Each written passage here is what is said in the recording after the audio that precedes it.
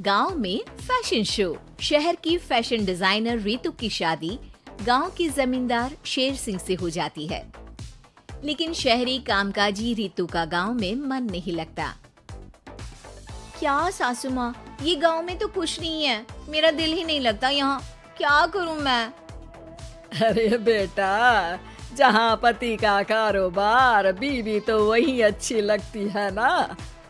अब हम लोग इतने पैसे वाले हैं कि गांव में मेरे बेटे लायक लड़की ही नहीं मिली। अरे माँ, मैं तो ये बोल रही हूँ कि क्या करूँ जिससे मेरा थोड़ा दिल लगे। अरे बेटा, मैं भी शहर की थी, यहाँ आकर मैंने गांव में स्कूल खोल लिया। बच्चों को पढ़ाती थी तो मन लग जाता था।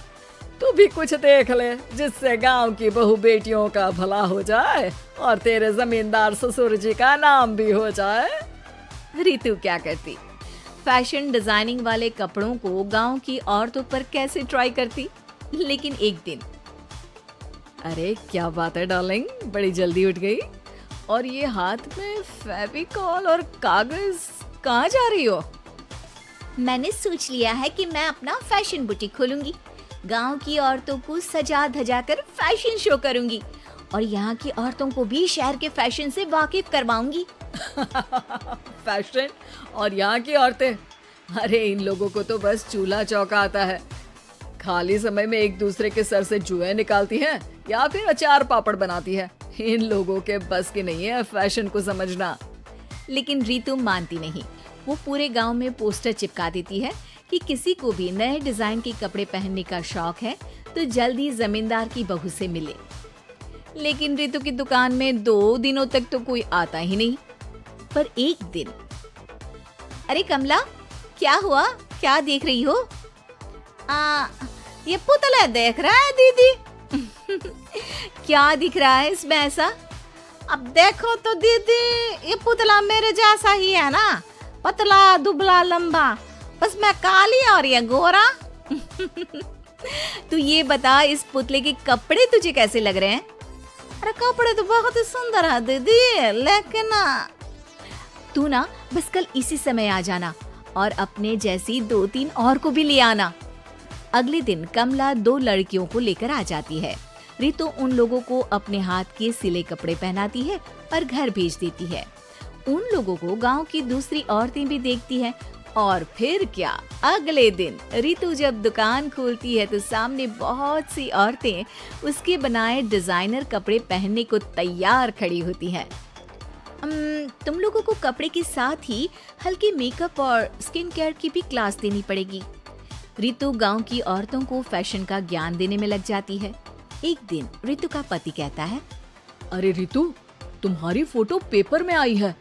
क्यों भाई, ऐसा क्या कर दिया मैंने? क्या लिखा है? अरे लिखा है गांव में होगा अब फैशन वीक।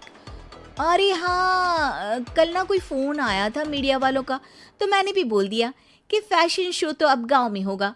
लग रहा है उसी की खबर बना दी है। तभी रितु को एक फोन आता है। हेलो, कौन बोल रहा है?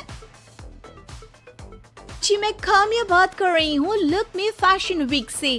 हम लोगों ने आपका काम देखा। हम शहर वर्सेस गांव का फैशन थीम में एक फैशन शो आपके गांव में करना चाहते हैं। अरे वाह, ये तो बहुत ही अच्छी बात है। मैं अपनी मॉडल्स के साथ शो में हिस्सा जरूर लूंगी। बस अब क्या था, वो दिन भी आ जाता है जब रितु की गांव की गोरी शहर की छोरी के साथ स्टेज शो में हिस्सा लेती हैं। शो के बाद, अरे आपकी वो जो कलेक्शन है ना, मैं उसकी पूरी सीरीज खरीदना चाहती हूँ। सच में आपने वो कपड़े डिजाइन करे जो आज के लोग आसानी से घर और बाजार में पहन सकते हैं और बजट में भी है। हम भारतीयों के लिए तो ये डिजाइन बेस्ट है जी। वैसे आपने क्या सोचकर ये कपड़े बनाए और आप इसे कितना आगे और लेकर जाना चाहती हैं? औरतें और फैशन एक दूसरे के पर्यायवाची है, तो ये किसने कहा कि गांव की औरतों को डिजाइनर कपड़े पहनने का हक नहीं? मेरा मानना है कि शौक सभी औरतों में होता है। जरूरत है तो बस उसे जगाने की, उनके हिसाब और बजट के कपड़ों की जो मैंने बनाए और सबको पसंद भी आए। अब रितु का गांव हर जगह प्रसिद्ध है, ना सिर्फ रितु के लिए बल्कि वहाँ की औरतों की फैशन के लिए भी।